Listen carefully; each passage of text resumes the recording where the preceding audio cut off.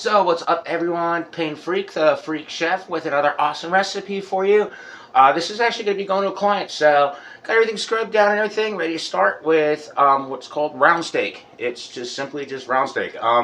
It's done like kind of in like a thicker gravy, mashed potatoes type, really homey type, down home comfort food, I guess you could say.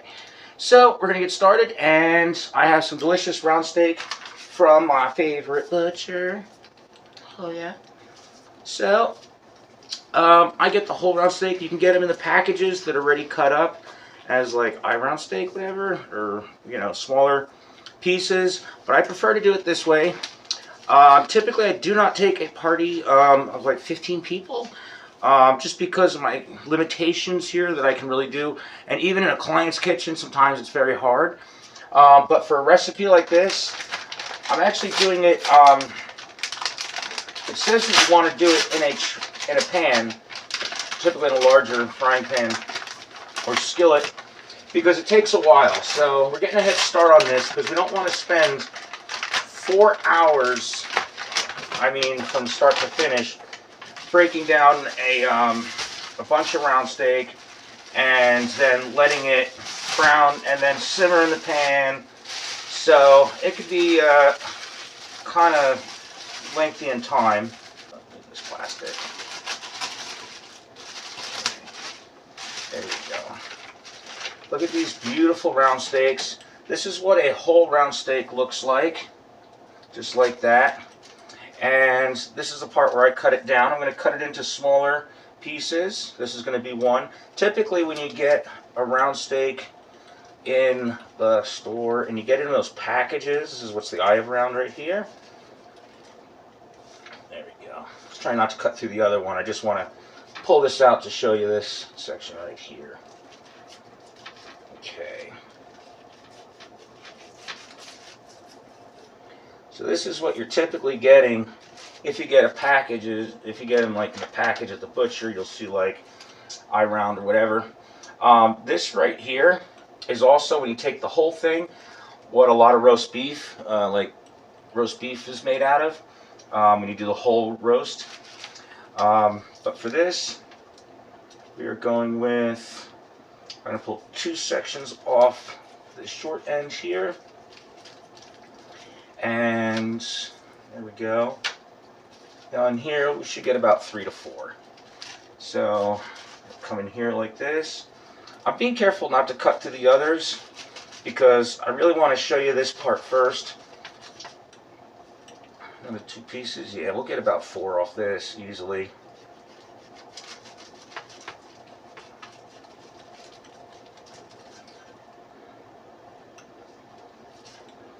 Okay, and I'll just take this piece about here.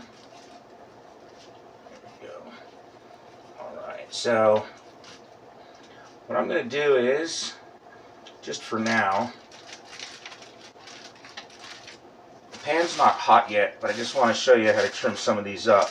Now that we know how to break down the actual round steak, I'm just going to borrow some real estate over here real quick. And I want to get rid of some of this fat. We don't want a whole lot of it on there. This will be used for another, recipe or whatever. And I'm also going to take this, trim that back. And once you break through it, take your knife. Sometimes you can come right around. There we go. I always want to leave just a little bit of it on. It's going to get very soft and tender. This will keep as is. That one should be fine. I'll just trim that out there. Okay. So these smaller pieces you can use for like stew meat.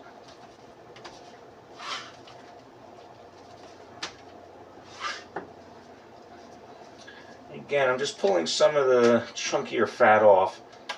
Not all of it, but just enough. It doesn't get real tough to shrivel up a lot. Just come right through it like that. Just like this. Again, just come right around. sometimes just pulls right off. And that's our eye cut right there. So here we go. We've got quite a few pieces here. And we're going to do this to the rest of the steaks. So it'll be pretty much the same exact thing.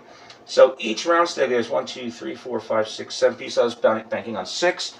So this is actually really good. Quite a big yield off this. And we're going to break down the rest of those. And then I'm going to show you the next step. Alright, so we got all of our steak cut down, round steak. And again, like I was saying earlier, the longer you cook it, the better it is, the softer it becomes. It's a nice, cheap, affordable cut of meat that goes a long way. And doing it this way, it's sure to please the crowd. So, next up, now that we got all of our meat broken down, we're going to do a little bit of tenderizing. Sometimes it's not necessary depending on how thick or big the pieces are or whatever. So, I'm just going to take, we'll just start with a couple pieces. Throw them out on the board. We want to make sure it's the right amount that'll fit in our pan. Because we're going to do this in some batches. And we're not necessarily going to pound these. But I did plastic on the board just to kind of help clean up later. So I just like to take the thicker spiked end of a meat tenderizing hammer, and I'll just take my hand like this, just kind of roll it a little bit, just to break up some of that tissue. That helps tenderize it even more. And if you're cooking this fast and you're not going to do a slow cook, you want to make sure you really tenderize these, because it will be tough if you only cook it for a short amount of time. Because we're going to get to our seasoning now. And with our seasoning, I'm going to start with just some onion powder. Very simple. A bit of salt. I'm using kosher salt. You can use regular table salt for this if you'd like. A little bit of black pepper. And that's it for this part. So we have a pan ready. I'm going to go ahead and heat that up. And like I said, we're doing this in batches. Now, we can't simmer all this in one pan on the stove. So I have a tray in here that already has some turkey stock in, or not turkey stock, that was from another video. Beef stock. We're doing beef today. So that already has some beef stock in there. So, be good with that. Next, I'm going to get some flour on here. This is why I put the plastic on the board. It's going to be a lot easier to clean the cutting board once this flour is all over it. And as far as butter, let this start melting into the pan. You can use olive oil, you can use vegetable oil, use a number of different things. I just like to use the butter because that's the traditional way. I was taught this recipe and shown it. And let's use the whole thing. Alright, now we're going to turn these over. We're going to just pat the flour in. Shake that, turn that over. And now we have our unseasoned side. It hasn't been floured yet either. That's okay. And a pinch of salt.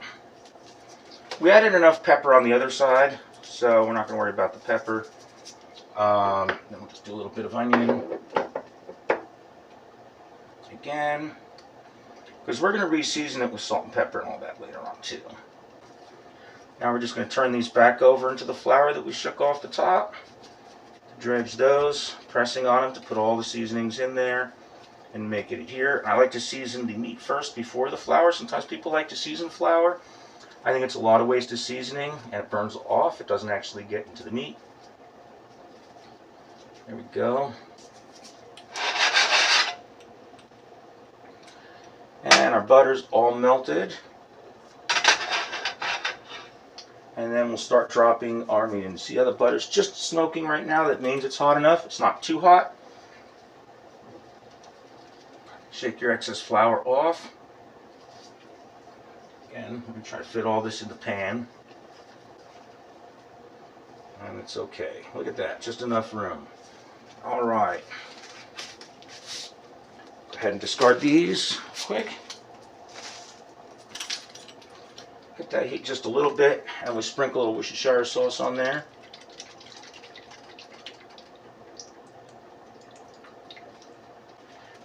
going to brown these for a little bit, and then turn them in about 3 to 4 minutes. Brown the other side, and then we're going to drop them into the tray that I have in the oven with a rack on it, so that the meat's not hitting the bottom of the baking sheet that I'm, the big tray that I'm putting them in. And I'm going to slowly simmer those in the oven as if I'm doing it in a big ass pan up on the stove. And that should take about 2 hours.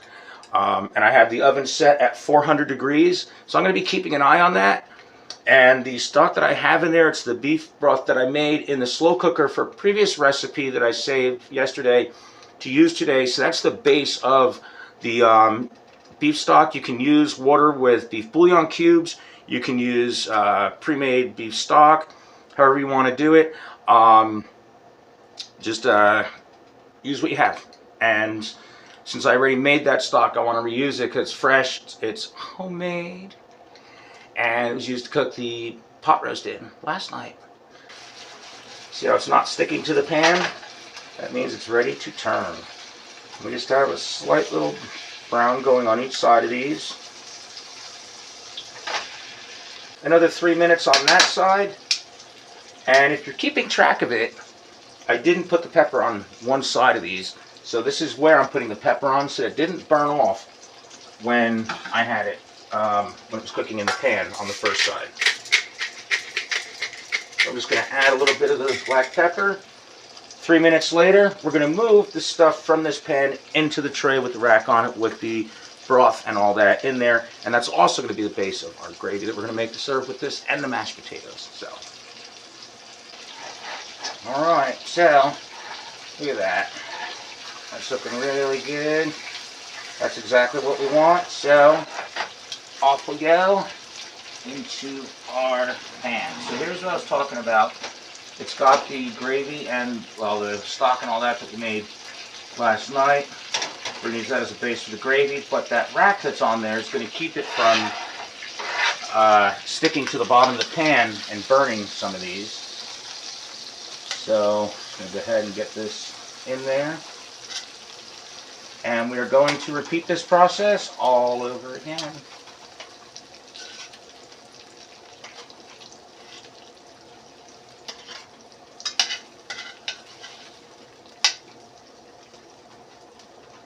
There we go. I'm just going to put this to the back for now.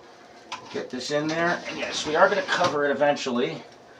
But we're going to go ahead and do this in batches. Just keep adding it to the pan. I got another pan if we need it, ready to go on another rack. So, yeah, once that's done, we'll check back with it.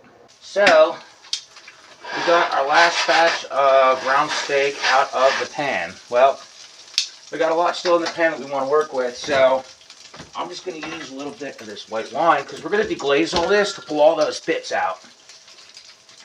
So now that our pan's nice and hot, we're going to grab the heat just a little bit because the wine is cold. And drop that in there.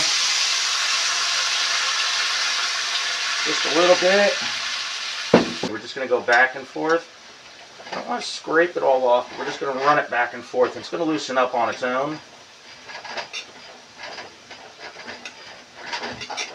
Just like that.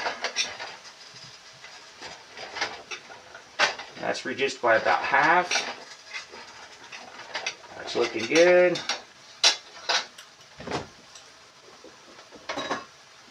Come to our better than bouillon. This is the base we used in the original stock. Grab some of this. And I'm also going to grab about 2 cups of water.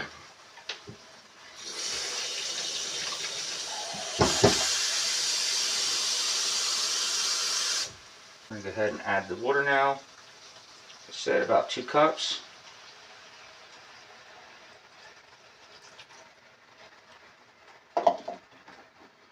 And then our better than bouillon. This is just like a beef bouillon cube, but it's more of a paste. It's not going to reduce down too much, so we can go a little strong on that. There we go. It's going to come up to a simmer. We're going to incorporate all that. There we go. So that's bubbling. We're going to go ahead and add this to the pan with all the meat in it. And then I'm going to cover it in foil. And it's still in the oven. We're going to check on it in about an hour.